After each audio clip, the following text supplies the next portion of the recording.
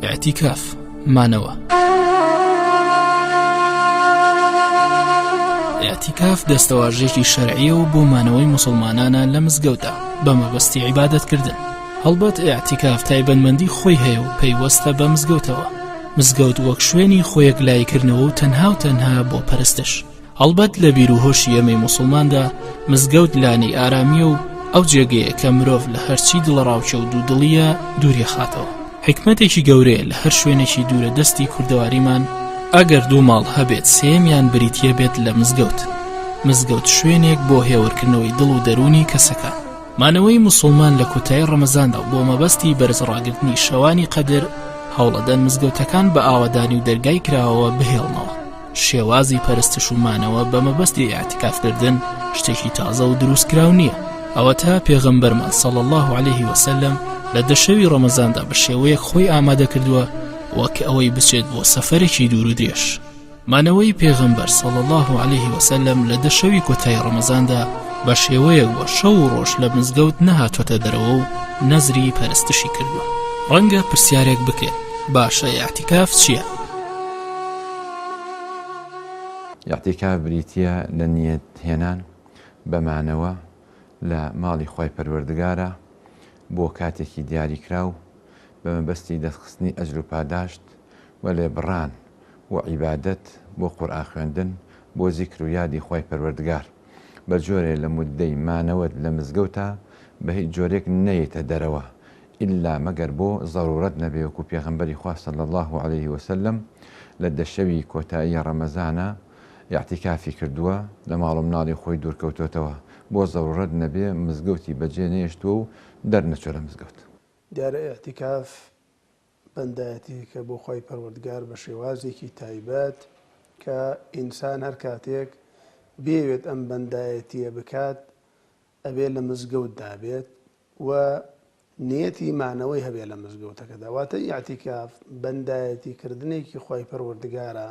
بە شێوازێک کە ئیسلام داوای لێ کردووە. بۆ نمونە ئیسلام داوای کردووە ئەو اعتیکافە لە مزگەوت دابێ. قورئان یەکلایی کردووەتەوە اعتیکافە بێ لە مزگەوت دابێ. ئەو بەندایەتی کردنە ئینسانی مسلمان کاتێک ئەچێتە مزگەوتەوە نیەتی مانەوە ئەێنێت، نیەتی اعتیکاف ئێنێ لە مزگەوتە. جا مانەوە کە جاری وا هەیە 10 دقیقەیە، جاری وا هەیە کەمترە، جاری وایە سەعاتێکە، جاری وایە ڕۆژێکە، جاری وایە 10 ڕۆژە. ئەو اعتیکافە لە شەریعەتی پیرۆزی ئیسلامە کە دانراوە کاتێکی دیاریکراوی بۆ نییە و سەعاتێکی دیاریکراویشی بۆ نییە بڵێ ئەوەندە کەمتر نەبیان ئەوەندە زیاتر نەبێت. پێغەمبەری خوا عەلەیهی سەڵات وەسەلام لە ژیانی خۆیدا کاتێک کە ڕەمەزان هاتووە لە دەشەوی کۆتاییدا لە فەرموودەی پێغەمبەری خوایەتەوە عەلەیهی سەڵات وەسەلام پێغەمبەری خوا خۆی گورج و گۆڵ کردوتەوە شەددە میئزەر وأيقظ أهله ماڵ و منداڵی بەخەبەر کردووەتەوە لە مزگەوتدا خۆی ماوەتەوە. پێغەمبەری خوا عەلەیهی سەڵات وەسەلام کە ماوەتەوە لە مزگەوتدا لە ڕەمەزانەکاندا لە دەشەوی کۆتاییدا ماوەتەوە. بەڵام لە ئاخر ڕەمەزانی عومریدا پێغەمبەری خوا عەلەیهی سەڵات وەسەلام 20 ڕۆژ اعتیکافی کرد. ئەمە ئەوەمان پێڵێت ئینسان ئەگەر زیاد لە خواوە نزیک بووە بە معنای تەمەن کە بەرەو خوای پەروەردگار ڕۆیشت بە هەوڵدا زیاتر اعتیکاف و عیبادەت بکات. زۆر جار خەڵکانێک هەیەڵێن باشە ئێمە ناتوانین 10 ڕۆژ لە مزگەوتە اعتیکاف بکەین کە لای ئێمە زیاتر ساڵانە خەڵکی اعتیکافەکات دەشەوی کۆتایی ڕەمەزان کە ئێستا لەو کاتەداین خەڵکێکی اعتیکافەکات لە مزگەوتدا نایەتە دەرەوە. ئەمە ئیشێکی زۆر پیرۆزە. ئەم ئیشە پێغەمبەری خوا کردوێتی عەلەیهی سەڵات وەسەلام جێبەجێکردنی ئاەتی قورئانە. بەڵام مەرج نییە کەسێک هەر دەشەوەکە نەتوانێت اعتیکاف بکات مۆزەفە لە جێگایەکە کرێکاری ئەکا دوکانێکەیە بڵێ مادام من دەشەوەکە پێم ناکرێ اعتیکاف کەمیتر ناچم. نە جاری وایە تۆ ڕۆیتە مزگەوتەوە بەیانی ئەچیت بۆ کار و کاسبێکە تا ئێوارە لە کار و کاسیبەکەتەبی ئەتوانی لە بانگی مەغریبەوە یاخود لە بانگی عیشا و اعتیکاف بکەیت تا بانگی بەیانی. یعنی ئەوە نییە شەو ڕۆژەکە ئیلا بێ بەدەمیەکەوە بێت. پاشان اعتیکاف کە پێغەمبەری خوا کردوێتی عەلەیهی سەڵات وەسەلام لە سەردەمی خۆیدا لە مزگەوت داماوەتەوە تەنانەت بۆ سەردانی نەخۆشیش نەچووە بۆ سەر قەبرانیش نەچووە. ماڵەکەی پێغەمبەری نازدار عەلەیهی سەڵات وەسەلام پەنجەرەی ماڵەکەی لەناو مزگەوت دابووە تەنانەت سەری مبارەکی بردوتە ئەو دیوە دایکمان عایشا فەرمێ بۆم شۆردووە لەو دیوە ینی نەچووەتە ئەو دیوە ئەمە ئەومان پێڵەکەی ئەعتیکاف خۆ یەکلایکردنەوەیە بۆ خوای تەعالە بۆ عیبادەت ئایا مرۆڤ پێویستی بە خۆ یەکلایکردنەوە هەیە بۆ خوا ئێمە لە کاتێکدا باسی ئەعتیکافەکەین لەیلەة القەدرە بەڕاستی لەیلەة القەدرش خوای تەعالە باسی کردووە خەیر من ئەلفی شەهر ینی لە 1000 مانگ خێرترە 1000 مانگ ینی 84 ساڵ ئینسان ئەگەر بێ و ئیعتیکاف کات بە دڵنیاییەوە لەیلەة القەدری بە قسمەتە بێت ینی ئەگەر بێ و ئینسانێک بڵێ باشە من چۆن لەیلەة القەدرم بە قسمت ئەگەر ئەم دەشەوە ئینسانی بڕوادار لە مزگەوتدا ئیعتیکاف بکات نەچێتەوە ماڵەوە ئەو بەندای ئەو جۆرە بەندایەتی بە خوای تەعالە بکە یەقینی هەبێت کە شەوی لەیلەة القەدری بە قسمە دەبێت کە عیبادەتی 84 ساڵەکە بەبێ ئەوەی لەیلەة القەدریشی تیا بوو بێت ئەوەی 84 ساڵە ئەگەر ئینسان لەیلەة القەدری بە قسمت بێ وەکو ئەوە ئەگەر ئینسان تەمەنی لەو کاتەیە 50 ساڵ بێ لەیلەة القەدری بە قسمت بێ 84 ساڵ عیبادەتی مەحضەکە بۆ خوای پەروەردگار واتە 42 ڕەمەزان بە ڕۆژەوە بێت ئەگەر ئینسانێک ئەو لەیلەة القەدری بە قسمت بۆی ئیعتیکاف هۆکارێکی باشە بۆی کە ئینسان لەیلەة القەدری بە قسمت بێت ئەعتیکاف دیارە لە ڕووی لوغەوە ئیقامەت الشەیئی ومولازەمەته واتە مانەوەی شتێک لە شوێنێکە لە جێگایەکدا بەڵام لە ڕووی شەرعەوە ئیعتیکاف بەو کەسە ئەوترێت کە اللبث في المسجد واتە لە مزگەوتێکە ئەمێنێتەوە بە نیەتی عیبادەت و تەقەڕب و نزیکبوونەوە بۆ لای خوای پەروەردگار ومعنای اعتكافه آداب اعتكاف ئەوەیە کە ئەو ئینسانە لە مزگەوتە بمێنێتەوە و عیبادەت بکە چاکتر وایە طبعا تەفاسیلێکی تایە گەر لە ڕەمەزانە بۆ طبعا بەڕۆژ بە ڕۆژووە شەو ئەبێ خۆی مەشغوڵکە لەگەڵ شەو نوێژ و لەگەڵ قورئان خوێندن و نیەتێکی پاکی هەبێ کە نیەتەکەی بۆ خوای پەروەردگار بێ و شوێنەکە مزگەوت بێ و لە مزگەوتە بمێنێتەوە دیارە دلیل و مەشروعیەتی اعتیکاف کە دلیل واردە لە پێغەمبەری خوا صلی الله علیه وسلم کە چەند دلیلێکی هەیە یەکێک لەوانە خوای پەروەردگار لە سوورەتی البەقەرەدا کاتێ باسی صیامەکە ئوحیل لەکم لەیلەة الصیام الرەفەث إلى نسائكم أفرمي ولا تباشروهن وأنتم عاكفون في المساجد عاكفون بمعنى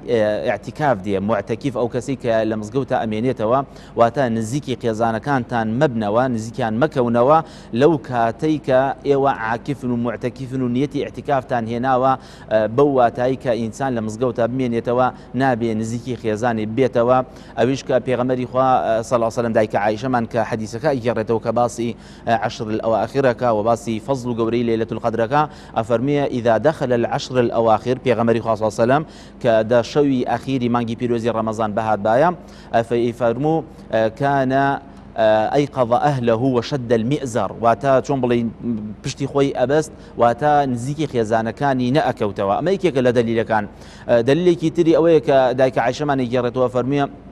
پێغەمبەری خوا صلی الله علیه وسلم لە دەشەوی ئاخری مانگی پیرۆزی ڕەمەزانە ئیعتیکافی ئەکرد و لە پاش وفاتی پێغەمبەری خوا خێزانەکانی پێغەمبەر و ئال و بەیت و ئەصحاب ئەو سونەتەیان ئیحیا کردەوە و مولازمەی ئەو سونەتەیان کرد دلیلێکی تر ئەفەرمیە ئیعتیکاف و مانەوە لە مزگەوتە بە نیەتی عیبادەت هەر لە سەردەمی ئیسلامان نییە واتە سونەتی پێغەمبەرانی پێش ئێمەیە دلیلیان چیە فەرمیە کە خوای تەعالی باسی پێغەمبەر ئیبراهیمەکە عەلەیه وعەلا نەبینا الصلاة والسلام أفرمي أن طهر بيتي للطائفين والعاكفين والركع السجود أو بيتا باكي كرا وخاويني كرا وبوكيا بو طائفين وعاكفين عاكف وانيك معتكف لمزقوتا أمين ولو شون بيروزا بنيتي عبادة اعتكاف واتام معنا ولا شوينيكو جنهيشتني وكو شرع واتا معنا ويدشوي أخير رمضان لە مزگەوتە بە شەو بە ڕۆژ دەرنەچوون ئیلا بۆ حاڵەتێکی زەرورێتێکی زۆر وەکو مەسەلەی خواردن لە مزگەوت دەست نەکەوێ یانەکو کەسێک کە پێویستی بە خۆشوەردن بێ لە مزگەوتە حەمامی لێ نەبێ یا دەستنوێژگرتن ئەبینە مانەوەی تەواوی ئەو دەشەوە بە شەو بە ڕۆژ لە مزگەوتە ئەمێنێتەوە ئەسلی ئەعتیکاف وا دیارە لە ئومەتەکانی تریش بووە یانەکو لە دینەکانی تریش بووە بە دەلیلی حەدیثەکەی ئیمامی عومەر کە لە بوخاریە هاتووە ئەفەرمێ ئینی نەذەرت في الجاهلیة أن أعتكف ليلة في المسجد الحرام من لە کاتی خۆیان لە جاهلیەتە نەزرم کردبوو شەوێکیان اعتیکاف کەم لە مەسجد الحرام فەرمی ئوفی بنەذریک نەزرەکەت بەس یعنی اعتیکافکردن یا وەکو خوای گەورە کە باسی قەومی بەنی ئیسرائیلەکە یعکوفون على ئەصنام لەهم، یعنی دانیشتون بە دیاری بتەکانیان و خۆی نەزر کردووە کە ئەو فترە لە فترێکە بە دیاری بتەکانیان بمێنێتەوە. ئەوەی کە واردە لە سونەتا پێغەمبەری خوا صلی الله علیه وسلم پێشتر دەشەوی ئەوڵی ڕەمەزان ئاعتیکافی کردووە کە تەماسی دەشەوەکەین ڕەمەزان شەوەکانی ئەو شەوانی قەدر پیرۆسترە تاوەکو ڕۆژەکانی. پاشان دوای دەشەوەکە دەشەوی ناوەڕاست گردوێتی، یعنی لە 11 تا 20 ئەم جارە فەرموویەتی التەمیسوها في العشر الأواخر، دانیشن بە دیاریوە لە دەشەوی ئەخیرایە لەیلەة القەدر. لەیلەة القەدر ئەو شەوەیە کە قورئانی تا بەدابەزیوە وەکو ڕابردوو وەکو داهاتوش، ئەوەیە کە لە هەموو ساڵێکە خوای گەورە مەلایکە و ڕۆح کە جبریلە دایبەزێنێ بۆ سەرزەوی بۆ ڕەحمەت و بەرەکەت و ڕزق و هەموو مەقادیر و ئەعمالی ئینسانی تا بنووسرێ، بۆیە فەرمێ تەنەزەل المەلائکەة والروح فيها بإذن ربهم. ئەمە ئەو شەوە نییە ئینا ئەنزەلناه فی لەیلەة القەدر کە قورئان دابەزیوە، ئەمەیە کە هەموو ساڵێک دابەزێ بەم شێوەیە ئەبێ ڕۆژێ لە ڕۆژان علمیشەوە دەریخاکە نیشانەکانی فەرمێ لا یورما فیها بنەجم، ئاسمان ئەو ئاسمانتیایە ئەو شەوە هیچ ئەستێرەیەتیان نابارێکە معدل لە شەو ڕۆژێکە 10,000 ئەستێرەتیایە ئەسووتێ. لەم ئەعتیکافە پێغەمبەری خوا صلی الله علیه وسلم دەشەوی ئەخیرا کردوویەتی و لە مزگەوتا ماوەتەوە بۆ هیچ مناسبەیەک نەچۆتە دەرەوە ئیلا بۆ زەڕورەتەکانەوەی کە لە مزگەوتا دەست ناکەوە وتمان وەکو دەستنوێژ تازەکردنەوە وەکو خۆشوەردنێک کە ئینسان زەڕور بێ یا خواردنێکە لە مزگەوتا نەبێ. ئەگەر لە حاڵەتێکە هەندێک چونکە پێغەمبەری خوا صلی الله علیه وسلم هەندێک سەفەری کردووە لە ڕەمەزان بووە، ئەگەر لە ڕەمەزان ئەعتیکافەکەی نەکردووە دەشەوی ئەوەڵی شەوال بە قەزای گەڕاوەتەوە، یعنی لەسەری ئەو ناڵێن وەکو واجبووە، بەڵام بۆ ئەوەی کە ئەو فەزیلە لە دەست دەرنەچێت چونکە فەتحی مەکە لە ڕەمەزانە کراوە و هەندێک لە تەبوکی گەڕانەوەی تەبوکیش کەوتۆتە ڕەمەزان و مەسەلەن کە ئەفەرمێ کە لە دەستی دەرچووە دایکی مادانەن عایشە ئەفەرمێ لە دەشەوی ئەوەڵی شەوالە بە قەزای گەڕایەتیوە. ئیعتیکاف خۆی وشەیەکی قورئانی و وشەیەکی عەرەبیە لە عەکەفەوە هاتووە. عەکەفە ینی لەزیمە الشەیئە، ینی پابند بوو بە شتێکەوەیە، شتێک مانەوە لای شتێک بە جێنەهێڵانی شتێک. والعاكفون في المساجد يعني لشرعشة وتلزوم المسجد لطاعة الله وتم بجينهيلاني مزقوت لبر طاعتي خوبو يورالي خو عز وجل ما لروي زمانواني ولروي الشرع. والله قرين يكي اوي خوايانا فرميان طهر بيتي للطائفين والقائمين والعاكفين والركع السجود. خوايان بيغمبر ابراهيم اسماعيل سلامي خوا لبيغمبر مان لوانيش به فرميتي مالكي خوات قاكنوا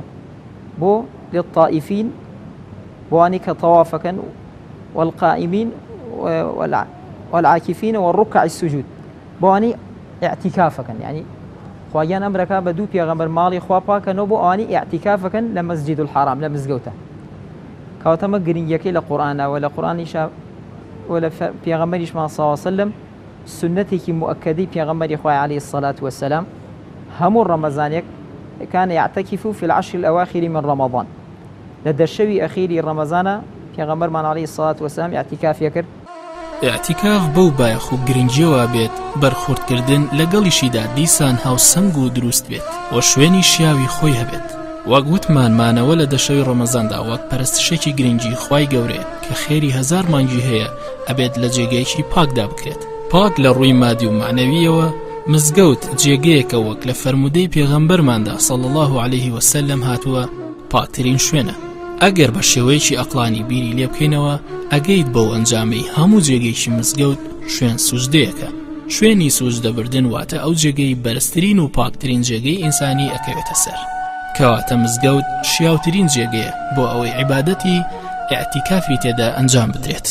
اعتیکاف بە شێوەیەکی مطلق ممکنە لە هەر شوێنێکا بە ئەنجام بگەێنرێ لە ماڵا بێت لە ئەشکەوتێکا بێت لە شوێنێکی دیاریکراوە بێ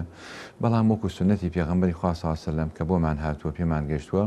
ئەو یەکە لە مزگەوتا کردوێتی بە تایبەت لە دەشەوی ئەخیرا بە مەبەستی دەستخستنی ڕەزامەندی خوای پەروەردگار و زیاتر نزیکبوونەوە لە خوای پەروەردگار.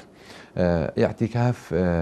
ئەصحابی پێغەمبەر صلی الله علیه وسلم کردویانە و سنەتێکی پێغەمبەری خوا صلی الله علیه وسلم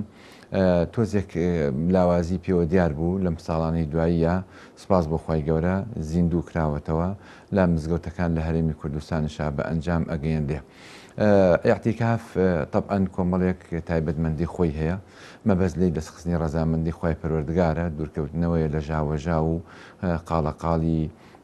نێو ماڵ یاخود نێو بازار یان نێو شار یان نێو کۆڵانەکان بەمەبەستی لێبڕان بۆ زیکر و یادی خوای پەروەردگار. ئەبێ ئەوە نەبزانین کە کۆمەڵێک ئادابی هەیە و کۆمەڵێک ڕەوشتی بەرز و پەسەندی هەیە کە ئەتوانین بڵین ئێستا لە هەرێمی کوردستان لە هەندێک شوێناکرێ هەندێک بۆ تەمای هەندێک سەرنج و تێبینی عەدەدەکەی دیاریکراون نییە جۆرێک لە فەوزای پێوە دیارە و هەروەها ڕێژێکی زۆر زۆر ئەچن لە شوێنێکی بچووکە ئەمێننەوە یا ئەچن کۆبنەوە لە شوێنانی ترەوە لە شارەکانی ترەوە دێن 100 کەس 200 کەس لە مزگەوتێکا جاری وهەیە ئەمە من پێم وانیەکەوە پەسەند بێت چونکە قەرەباڵغی و جاوەژاوێک دروستەکان لە مزگەوتەکانە هیوام وایەکە هەر کەسە لە شاری خۆی هەر کەسە لە مزگەوتی خۆی ئەوەی کە ئەوێ اعتیکاف بکە پاشان هەندێک ڕەنگە هەندێک سەرنج بێن بۆ سەرخۆیان ئەوش بۆی کە ئەچێ وەزیفەی هەیە واز لە وەزیفەکەی ئەهێنێ مۆزەفە لە شوێنێکە بەبێ ئەوە ئیزن وەربگرێ یا ئەرکێک واجبێکی تر لە دەست ئەیە بۆ اعتیکافەکەی ئەمە نابێ بەو شێوەیە ڕەوانیە ئەبێ یا ئیجازە وەربگرێ یا ئەو کەسانێکەوە بۆیان ئەگونجە بچنە اعتیکافەوە ئەرکێکی گشتیان لەسەر نییە بەرپرسیار نین بەرامبەر بە هیچ گرێ بەست و مەرجێکی تر ئەو جار ئەتوانێت اعتیکافەکەی خۆی بە ئەنجام بگەێنێت. اعتیکاف کاتێکەی لە ڕەمەزانە سنەتی پێغەمبەری خۆی صلی الله علیه وسلم بە تایبەت لە دەشەوی ئەخیرا ئەکرێ ئینسان بۆ 1 سەعات اعتیکافکە ئەکرێ بۆ 2 سەعات بێ ئەکرێ بۆ ڕۆژە بێ ئەکرێ بۆ دەڕۆژەکەی کۆتایی ڕەمەزانش بێ کاتێکی دیاریکرا و معەیەنی نییە. اعتیکاف دوو جۆرە اعتیکافێک کە حاڵەتێکی دیاریکراوی هەیە تایبەتە بە مانگی ڕەمەزان ئەو اعتیکافەیە کە ئینسان نیەت دبێنێ لە مانگی ڕەمەزاندا لە شەوانی قەدرا و دەشە و ڕۆژە لە مزگەوتدا بمێنێتەوە کە پێغەمبەری خوا کردوێتی ئەمە حاڵەتێکە. حاڵەتێکی ترە اعتیکاف لە هەر کاتێکدا ئینسان نیەتی اعتیکاف بێنێ ئەتوانێت بچێتە مزگەوت تۆ نوێژی نیوەڕۆی ئەچتە مزگەوتەوە لە نوێژی نیوەڕەوە کە داخڵی مزگەوت بووی بڕیارە دەی نەیتە دەرەوە تا عەسر تا سەعاتێکی تر تا نیو سەعاتی تر تا دێتە دەرەوە بە اعتیکاف بۆتن بۆی اعتیکاف ئەتوانین بڵین تایبەت نییە بە زەمەنێکی دیاریکراویان بە کاتێکی دیاریکراوە بەڵام اعتیکاف گرنگە لە مزگەوتدا بێت یعنی اعتیکاف پەیوەندی بە مزگەوتەوە هەیە ئینسانێک بڵێ من لە ماڵەوە بەرماڵەکەم داخەم لەسەری هەڵاسم تا عەسر اعتیکافەکەمەوە اعتیکاف نییە.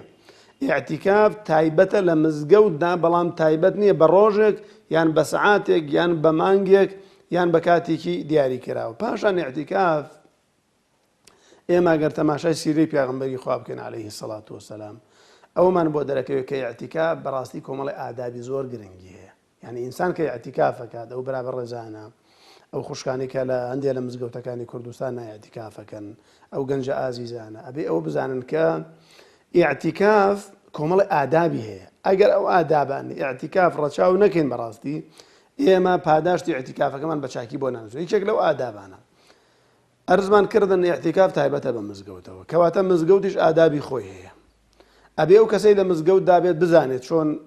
گفتوگۆ ئەکات ئەبێ بزانێت لە مزگەوتدا چۆن هەڵسوو کەوتەکات ناکرێت لە مزگەوتدا کەسێک لە اعتیکافا بێت لە مزگەوتدا دەنگ بەرزەوەکە لە مزگەوتدا دەنگە دەنگ دروست کات لە مزگەوتدا هەندێک کارەیە بیکا کە لەگەڵ ماڵی خوادا نەگونجێت ئەبێ بزانێت کە لە ماڵی خوادا نابێ هەندێک شت بکات لە مزگەوتدا بۆ نمونە هەندێک گەنج لە ساڵانی ڕابردوودا کە لە مزگەوتدا ئەمانەوەی اعتیکافیانە کرد ئەم دەشەوە خۆیان مەشغوڵە کرد بە فەیسبووکەوە بە ئەنتەرنێتەوە ئەوە اعتیکافیانە کرد ئەوە اعتیکاف نییە بەڕاستی اعتیکاف بەبێ خۆت مەشغوڵ کەی بە عیبادەتی خوای پەروەردگارەوە جا قورئان بێت یان سیرەی پێغەمبەری خوا بێت یان زیکر و وێرد بێت ئادابێکی تر ئەوەیە کە ئینسان خۆی مەشغوڵ نەکا بە شتێکەوە کە لایەقی اعتیکافەکە نەبێت بە تایبەتی ئەمڕۆ مەسەلەن ئاداتی ئیتیسان زۆر ئەنتەرنێت لە ماڵەکانە لە مزگەوتەکاندا هەیە. ئینسان ئەگەر بیەوێت بەردەوام خەریکی مۆبایلەکەی بێ شت بنیارێ بۆ ئەو شت بنیارێ بۆ ئەمانە. پاشان ئادابێکی تری ئەعتیکاف بەڕێزانەوەیە کە ئینسان لە مزگەوت نەکاتە شوێنی خەو. یعنی بەڕاستی بەداخەوە ئینسانێک بڕاتە مزگەوت بڵێ من ئەعتیکافەکەم بەیانی هەتا عەسر بخەوێت، ئەسر شەرس عیبادەت کات تا عیشەش تا بەیانی بخەوێت، ئەمە ئەعتیکاف نییە. ئەبێ و ئینسانە خۆی یەکلای کاتەوە بە عیبادەت. ئادابێکی تری ئەعتیکاف بەڕاستی ئەوەیە کە ئەم ئینسانە نەچێتە دەرەوە لە مزگەوتانی ئەعتیکافەکە نەشکێنێ، مادام نیەت مێناوە دە ڕۆژە ئەعتیکافکەم نابێت بچمە دەرەوە، نابێت لە حرەمی مزگەوت نەک لە ناو بیناکەیە لە سێبەرەکەیە لە حرەم، یعنی لە حوشەی مزگەوت نەچێتە دەرەوە. ئەوە ئادابێکی گرنگی ئەعتیکافە پێغەمبەری خوا عەلەیهی سەڵات وەسەلام کردوێتی. پاشان ئەرزم کردن ئادابێکی ئیعتیکاف لەمە باسییان کردو ئەوەیە کە ئینسان زیاد خۆی مەشغوڵ کا بە قورئانەوە، یعنی زیاد بە قورئانەوە مەشغوڵ بێ، چونکە ئەم دەشەون کە قورئانیان تا نازڵ بۆ پێغەمبەری خوا عەلەیهی سەڵات وەسەلام بۆ ئیعتیکافەکەمان ئیعتیکافێکی دروست بێت. زۆر گرنگە ئەو بەڕێزانەی کە گویان لێمانە بزانن کە گرنگی ئیعتیکاف و ڕێزی ئیعتیکاف لەوەدا زیادە بێنێتەوە کە ئێمە خۆمان بە عیبادەتێکەوە مەشغوڵکەین کە پێغەمبەری خوا خۆی پێوە مەشغوڵ کرد بێت. دیارە خلافێکەیە لە بینی عولەما و زانایانە. عولەمای حەنابیلە و مەذهبی ئیمامی شافعیش ڕەئیان وایە، فتوایان لەسەر ئەوەیە کە ئیعتیکاف لە هەموو کات و ساتێکە ئەکرێ. بەڵام هەندێکی تر لە عولەما و لە زانایان فەرمون لە دەشەوی ئەخیری مانگی پیرۆزی ڕەمەزانە ئەکرێ. تقریبا مەذهبی شافعی علەما ئەسادە شافعیە ڕەحمەت الله عەلەیهیم دیارە ئەعتیکافیان کردوتە سێ بەشەوە. ئەعتیکافێکی سونەت و مستەحەب، ئەعتیکافێکی مؤکەدە واتە سونەتێکی مؤکەدە، ئەعتیکافێکی واجب. ئەفەرمون ئەوەی کە ئەعتیکافێکی سونەت بێ ئینسان لە هەر کات و ساتێکە کە بچێتە مزگەوتێک لە مزگەوتەکانی ماڵی خوای پەروەردگار نیەت بێنێ خێری ئەو ئەعتیکافەی دەسەکەوێ. عولەمای حەنابیلە و متأخرینی حەنابیلە ئەفەرمون وەلەو ساعە با سەعاتێکیش بێ لە مزگەوتە بمێنێتەوە خێر و ئەجر و پاداشتی ئیعتیکافی هەیە. بۆیە هەندێک لە مزگەوتەکانی کوردستان ئەگەر دیقەتتان دابێت کە ئەچیتە ژوورەوە دوعای چوونە ژوورەوەی مزگەوت نووسراوە نەوەیت و سونەتە ئیعتیکاف، واتە نیەتم وایە کە سونەتی ئیعتیکاف جێبەجێ بکەم. دیارە ئەمە لەسەر ئەو ڕەئیە کە ئینسان لە هەموو کات و ساتێکە بێجگە لە ڕەمەزانش ئینسان داخڵی مزگەوت بێن ئەو نیەتەی هەبێ ئەو خێر و ئەجر و پاداشتی دەسەکەوێ. ئەمە یەکەمیان. دووەمیان ئەفەرمون سونەتێکی مؤکەدەیە، ئەویش لە دەشەوی ئەخیری مانگی پیرۆزی ڕەمەزانە. کاتەکەی لەکەیوە دەست پێەکە؟ ئەفەرمون کاتەکەی لە خۆرئاوابوونی ڕۆژی 20 ڕەمەزان کە خۆر ئاوا بوو ئەتر ئیعتیکاف دەست پێەکە. هەر کەسێک نیەتی ئیعتیکافی هەبێ سونەت وایە کە خۆری ڕۆژی 20مینی ڕەمەزان ئاوا بۆ ئیعتیکاف دەستی پێکات تا خۆر ئاوابوونی ئاخر ڕۆژی مانگی ڕەمەزان واتە شەوی جەژن لە ئیعتیکافەکەی دەرئەچێ. ئەمە ئەڵێن سونەتێکی مؤکەدەیە. سێمی کە ئەڵێن ئیعتیکافی واجب ئەو ئیعتیکافەیە کە ئیعتیکافێکی منذورە بێ ئینسان نەزری بکە لەسەر خۆی بڵێ خوایە واجب بێ لەسرم نەزر بێ لەسرم مەسەلەن ئیعتیکافەکەم لە مانگی ڕەمەزانە دەشەو ئیعتیکافەکەم بۆ تۆ ئەو کاتە ئیعتیکافێکی واجبە نابێت لە مزگەوت بچێتە دەرەوە ئیلا چەند سەبەبێک نەبێت کە عولەما و زانایان دیاریان کردووە. حاڵەتە بەردەوامەکە ئەوەیە کە لە ڕەمەزانە پێغەمبەری خوا صلی الله علیه وسلم كان يجتهد في رمضان ما لا يجتهد في غيره. ئەو نەخۆی مانووە کردو هەوڵەدا لە ڕەمەزان کە غەیری ڕەمەزان وەکو ڕەمەزان ئەوەنە هەوڵی نادا، یعنی لە ڕەمەزان زیاترێک لە دەشەوی ئەخیر ويجتهد في العشر الأواخر ما لا يجتهد في غيره. لە دەشەوی ئەخیرا ئەمەنە خۆی مانووە کرد وەکو 20 شەوەکەی ئەوەڵی نەبوو. وكان إذا دخل العشر كات دەشەوی ئەخیر بەهاتایە أيقظ أهله خێزانەکانی خەبەرە کردو نەخەون وشد المئزر و پشتێنی قایمە کرد دیاوەکو نزیکی خێزانەکانی نەکەوت و لە ئیعتیکافا بوو و ئەحیا اللەیلە کولە و هەموو شەوەکە هەمووی نوێژێ کرد و یعنی بەخەبەر بوو بە نوێژکردن. کەوا بوو ئەمە تایبەتە بە دەشەوی ئەخیری ڕەمەزان و هەر کاتێکی تیژ ئەگەر ئینسان ئیعتیکافکا بۆ کەمێک بێنێ وەکو حەدیثەکەی ئیمامی عومەر شەوی ئیعتیکافەکە لە مەسجد الحەرام دروستە، بەڵام دەشەوی ئەخیر وەکو سونەتە ئەگەرەکو بڵێن یعنی بۆ کاتێکی تر ئەبێ ئەوە کاتە ئێمە سەڵات الخەوفمانەیە لە فقه جاری وایە ئینسان جومعەی لەسەر نامێنێ جەماعەتی لەسەر نامێنێ نوێژەکانی مەسەڵەن کورتە بێتەوە لەبەرەوەی ئەگەر ترسی تیا بوو، بەڵام ئەگەر ترسی تیا نەبوو ئەو کاتە بۆ ئەوە ئەکرێت کە ئینسان ئەم دەشەوە تەنیا لە مزگەوت تا لە ماڵی خوا دانیشێ و عیبادەتی شخصی بکە. طبعا دوو مەرجێ هەیە بەر لەوەی باسی ئادابەکانی کەین. ئاداب لەوە چ وا دەرکەوێت کە وەکو سونەتەکانە بەڵام دوو مەرجەی لە اعتیکافی یەکەم نیەت چونکە هیچ عملێ بەبێ نیەت نانووسێ چونکە خۆی بە خۆی مانەوە لە مزگەوتە عیبادەت نییە ئەگەرەک و کەسەکە نیەتی نەبێ بێ نیەتی ئەوەی بێ کە بە نیەتی اعتیکاف لە مزگەوتە مێنێتەوە نیەتەوەیە کە اعتیکافکە دووهەم ئەبێ مانەوەی لە مزگەوت بێ یعنی ئەوە نەبێ کە هەر کاتێ دەرچوو بڕاتەوە ئەبێ اعتیکاف ئەوەیە کە مزگەوت جێناڵێ لە مزگەوتە مێنێ حتا حەدیسەکەی دایکی ماداران عایشە فەرمێ دوای جەنازە ناکەوێت کەمە لە واجباتی مسلمان باس کراوە سەردانی نەخۆش ناکە ئەمانەشە ناکە چونکە ئەمانە لەسەر معتەکیف نامێنێ لە اعتیکافا بێ کەس گرەی ناکە ئەو حەدیسانەی کە باسیەوە کە بەدەمهاتنی مسلمانێک لە اعتیکافی مزگەوتەکەی منە فەرمێ مانگێ باشترە ئەوە بۆ ئەوەیە کە ئیشێک کە منفعەتی خەڵکی تیابێت طبعاً باشتر لەوەی کە منفعەتی خۆتی تیابێت بەڵام بتەوی اعتیکافەکەت نەشکێ ئەبێ بەدەم هیچ چۆن نەڕۆی تاوەکو بۆ ئەوەی بنووسێ پێغەمبەری خوا سەلەم بەدەم هیچ شتێک نەبووە لە کاری اعتیکافەکە ماوەتۆ تایە ئادابەکانی ئەوەیە کە ئینسان لەو دەشەوە خۆی مانووکە یعنی نەبخەوێ ئەفەرمێ کانە یەجتهید فی العشر الأواخر ما لا یجتهید فی غیره لە ڕەمەزانە چەندی خۆی مانووە کرد بەقەدەر دەشەو نەبوو وەکو چۆن ئینسان لە مەراسۆنێکا بێ کە گەیەتە ئەخیرەکەی زۆر ئیتر ئەمە ئەو پڕی قووەتی سەرفەکات چونکە ئەمە ئیتر کۆتایی پێتێ ئەمیش ئینسان لە ڕەمەزانە خۆی مانوو کردووە کە گەیەنە ئەخیر ڕەمەزان وەکو ماراسۆنەکە لە کۆتاییەکە بێ هەوڵەدەی بەش یەکەم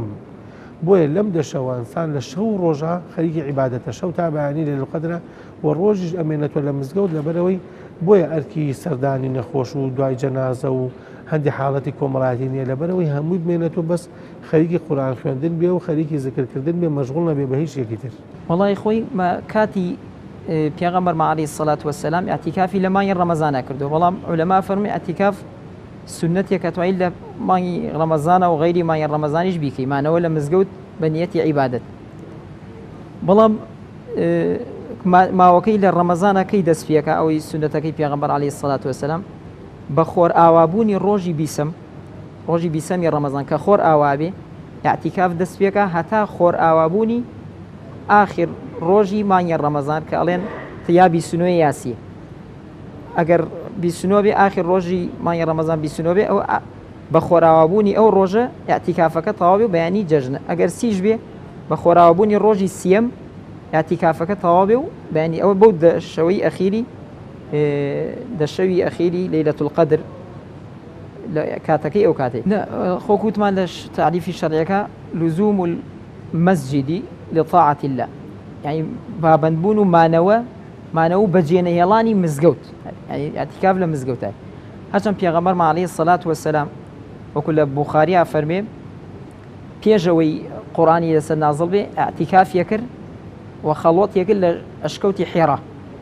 ئەشکەوتی حێرا خەڵوەتێک لە مانگی ڕەمەزان ئاویش بەڵام ئەوە دوای پێش هاتنی ئیسلام و پێش قورئانەوە بەڵام دوای هاتنی وەحی و قورئانی پیرۆز و ئەو کاتە ئەعتیکاف لە مزگەوت ئاکرێنی بۆ ئەوانەی ئیعتیکاف بە مانای مانەوەیەکی خاڵیس و مخلیس بۆ خودا ئەنجامەدەن پێویستە بزانن ئەو کاتانە چۆن پڕەکەنەوە لە مزگەوتە کامێننەوە چونکە هەموو پێدراوە عیبادەتیەکان تەوقیفین و لە سونەتی پێغەمبەردا صلی الله عليه وسلم ڕەنجیان داوەتەوە ئەشگوترێت پێغەمبەر صلی الله عليه وعلى آله وسلم یەکێک بووە لەو عەبدانی کە عبودەتی خوای گەورەی لە خۆیدا بە جوانترین و بەرزترین شێوە بەرجەستە کردووە بۆیە پێویستە پەرستشێک ئەنجام بدرێت کە لە ڕۆحی عیبادەتی پێغەمبەر صلی الله عليه وسلم نزیک بێت ئێمە ئەزانین تەنانەت عیبادەتەکانیش پلەبەندیان هەیە لە یەکێکیانەوە بۆ ئەوی تریان جیاوازی هەیە کەواتە پێویست دەکات بزانین چ جۆرە عیبادەتێک باشە تاوەکو لەو شەوەدا ئەوە ئەنجام بین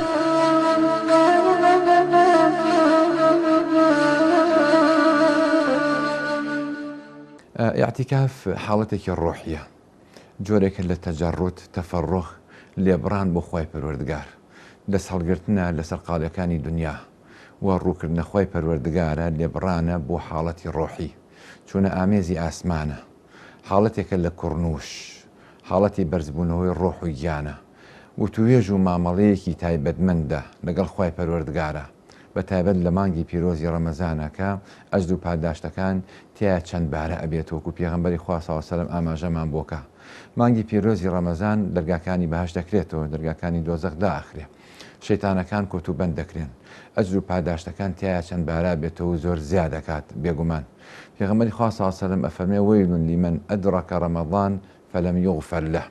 ئەبێ ئیستیغلال بکرێ مانگی پیرۆزی ڕەمەزان بۆ ئەوەی کەوا لێخۆشبوونی خۆی پەروەردگار دەستخەین عەبدەکانی خۆی پەروەردگار بێگومان زۆرێکمان گوناهبار و تاوانکارین ئەبێ بۆ احتیکافە داوای لێخۆشبوون لە خۆی پەروەردگار بکەین ئیستیغلالی بکەین بۆ تەوبەکردن بەڵام ئەو تەوبەیە کە یوبەدیل الله سەیئاتیهم حەسەنات خراپەکانشمان ئەو کاتە ئەکا بە چاکە ئەجر و پاداشمان زیادەکە احتیکاف بۆ قورسکردنی میزانی حەسەناتە لە ڕۆژی قیامەتە کە خۆی پەروەردگار پاداشتی ئینسانەکان ئەداتەوە بۆیە ئێستا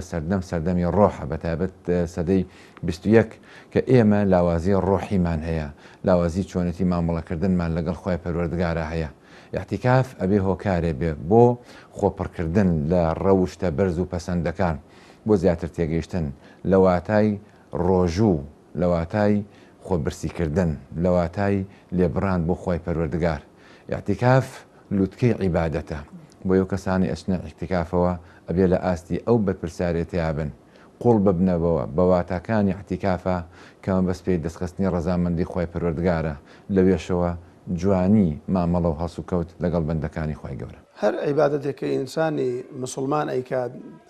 ئەگەر کاریگەری لەسەر خۆی و کۆمەلگا دروست نەکات ئەو عیبادەتە عیبادەتێکی تەندروست نییە واتە من ئەگەر نوێژ بکەم کاریگەری لەسرم نەبێت نوێژەکەم بەرگریم لێنەکە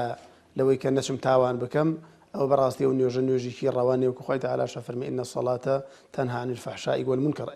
ئەم ئێتیکافەش ئەبێ ئەو بزانین کاتێک کە ئێمە خۆمان یەکلای ئەەکەینەوە بۆ خوای پەروەردگار ڕوومان لە قیبلەیە 10 ڕۆژە 10 شەوە 10 سەعاتە کەمترە زیاترە خۆم بۆ خوا یەکلایی کردوتەوە پێم وایە دڵ و دەروونم پێویستی بەوەیە لەگەڵ خوادا مناجات کەم ئەبێ بەڕاستی ئاگادار بم من کە لەگەڵ خوادا ئاشت بووم لەگەڵ خوادا گفتوگۆم کردووە ئەبێ ئاگادارم ئاکار و ڕۆشتم ناو کۆمەلگادا بگۆڕێت ناکرێ من عیبادت بکەم بەرامبەر خوای پەروەردگار لەگەڵ دایکما خراپ بم ناکرێ من ئیعتیکاف بکەم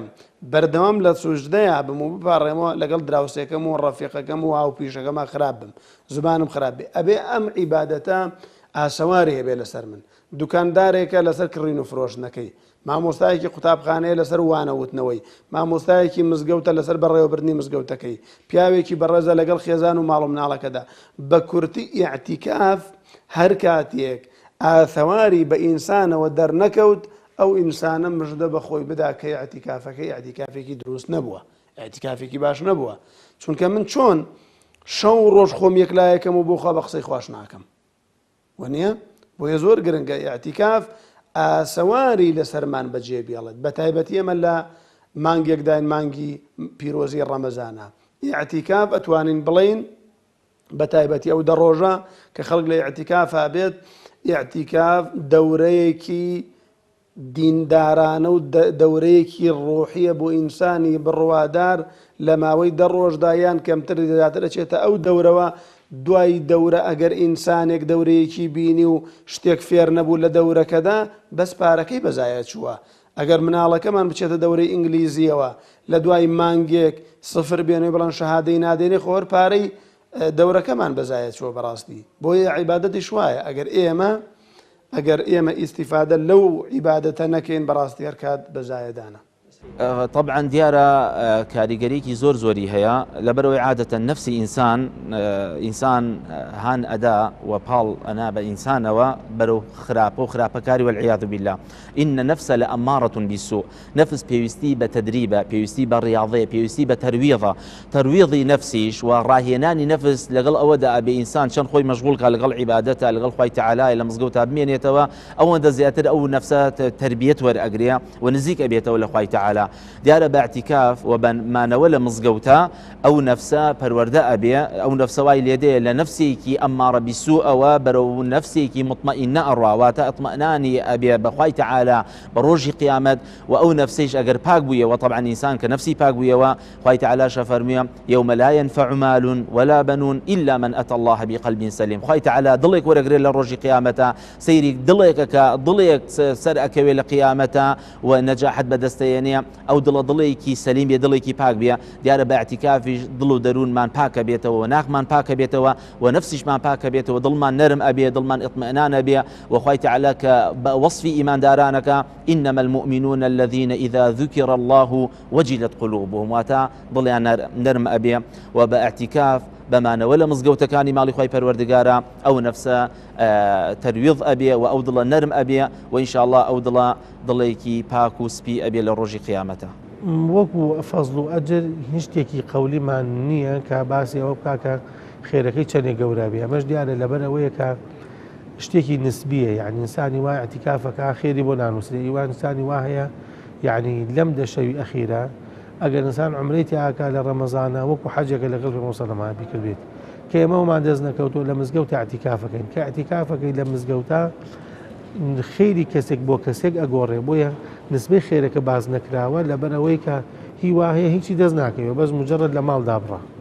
بەڵام دابڕان لە ماڵەکە ئەگەر بۆ عیبادت بوو ئەو کاتە بۆ نووسێ وەکو چۆن خەڵکی ئێستا زۆربەی تاوەکو پارشێ و بە خەبەرە بەڵام نوێژی تیان ناکە هەر مجرڕدەوەی بە خەبەرە و مەژغوڵ بۆ بە شتێکی تر دەوەچە خۆش و جاری وایە گونەحبارکە بە هەندێک شتی تر ئەمیژمانەوە لە مزگەوتا خۆی بۆ خۆی ئەبێتە عیبادەتێک ئەگەرەک و ئینسان اعتیکافەکەی بەوە بێکە خۆی مەژغوڵکە بە قورئان خوێندن و کاریگەریەکەیشی ئەوەیە کە ئینسان دێتە ماڵی خوا ئینسان چۆ ماڵی هەر کەسێ خوای گەورە ڕێزی لێگرێت مادامەکو هاتۆتە ماڵەکەی کە دەشەودا ئەبڕێتۆ لە ماڵ معنایەکی تیاوەکو خۆت سژنەکەی خۆت دابڕی یعنی تدریبێکە بۆ کەسانی کەوا لە ماڵدا نەبراون بۆ ئەوەی کە فێر بن عیبادەتن خەڵکی زۆربەی فریای قورئان خوێندن و هەندێک مراجعات ناکەوێتەوە ئیلا لە ڕەمەزان قورئانی بیرەکەوێتەوە لە ڕەمەزانیشا لەوەچێ مانگێک زۆر بێ ئینسان دابڕێت لە هەموو ژیان بەڵام دەڕۆژ حەدێکی متەوەستە نە زۆر کەمە نە زۆر زۆرە فریای ئەوەکەوێت بۆیە کە ئینسان اعتیکافی کرد هەستەکا بەوەی کە دڵی ئەشۆرێتەوە هەستەکا بەوەی کە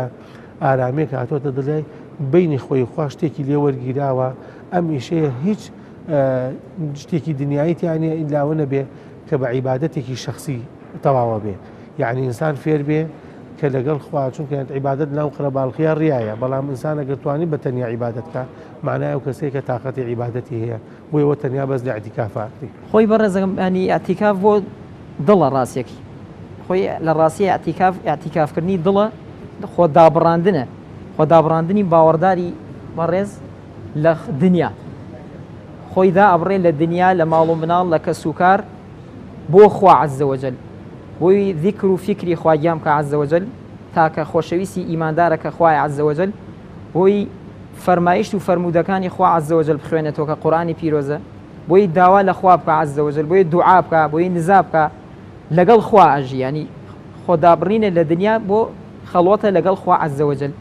کە ئەمەش حاڵەتێکی ئیمانیە کە بۆ باوەڕدار حاڵەتێکی ئاسوودەیی بەدڵی ئەبەخشێ کە ئەو هەز بە تەنیایی ناکا لەگەڵ خوا ئەو هەز بە تەنیایی نامێنێ بەس دڵی بە خوای گەورە خۆشە شادومانە بە خوا عەزە وەجەل وەکو موفتیزادە کە خوا لێی خۆش بێ لە خەڵوەتەکە ئەڵێ لە جەرگەی جەمی یارانی گیانی تۆم نەبێ هێشتا خۆم پێتەنیای تۆم هەبێ لە تەنیا لە ئینفرادی لێم جەمە هەرچی خۆشی دنیای ئەوە حاڵەتێکی ئیمانیە موفتیزادە ئینشاءڵڵا ئەهلی ئیمان بۆ پێیا تێپەڕیوە لە خەڵوەتە هەز بە خۆشەویستی خواکەوە بەس هەز بە خواکە هەز بە لەگەڵێتی خوای گەورەکە عەزە وەجەل اینجا ئەم هەز بە تەنیایی کە تۆ دڵ بەس بە خوا ئاسوودەیە دڵ بە خوای گەورە خۆشە لە تەنیایە ئەمە ئامادە باشیە وەکو ئیبن قەییمە فەرمێ ئامادە باشیەکە بۆی لە تەنیایی قەبریش ئاسوودە بین بۆی کە لەگەڵ خوای عەزە وەجەل بۆ تەنیایی قەبرمان باشە کاتێکە خەڵک بەجێمانێڵن بە تەنیا لەو گۆڕا بە تاکوتەنا ئەو کاتە ئیماندار لە قەبرەکەشە خەڵوەتگایەکە تەنیاییەکە لەگەڵ خوا عەزە وەجەل لەبەرەوەی اعتیکاف کاریگەری پەروەردەیی ئیمانی لەسەر دڵ و دەروون زۆر زۆرە معنای تریژی تایەگەر مەسەلەن ئیماندار کاتێک لە تەنیا ئەبێ لەو کاتە لە تەنیاییە لێپرسینەوەی لەگەڵ نەفسی خۆیەکە محاسبەی نەفسی خۆیەکە تەوبەکە گەڕانەوەیەکە بۆ لای خوا عەزە وەجەل پەیمان تازە کاتەوە لەگەڵ خوای گیاناوەکو عەطاء الخوراسانی فەرمێ مثل المعتكف كمثل عبد ألقى نفسه بين يدي الله تعالى وقال لا أبرح حتى تغفر لي لا أبرح حتى تغفر لي أفرمي معتەکیف وەکو ئەو کەسە وایە کە خۆی خسبێتە بەردەم خوا عەزە و خۆی فڕاوەتە بەردەم خوا عەزە وەجەل لە مزگەوتە خۆی فڕاوەتە بەردەم خوا عەزە وەجەل ئەڵێ ئەی پەروەردگار من ئەم مزگەوتە بەجێ نایڵم بن بەردەم قاپی ڕەحمەت و مەغفیرەتی تۆ بەجێ نایڵم هەتا لێم خۆش نەبی ئەنی بۆ تەوبە و گەڕانەوەیە و خۆ تازەکردنەوەی ئیمانە و بۆ ئەوەی ئینشاءڵڵا ئیماندار خۆی ئامادە بکاتەوە بۆ ئەرکی سەرشانی خۆی لە ژیانە کە ئەرکی داعوە و بانگەوازە وەکو پێغەمبەرمان عەلەیهی سەڵات وەسەلام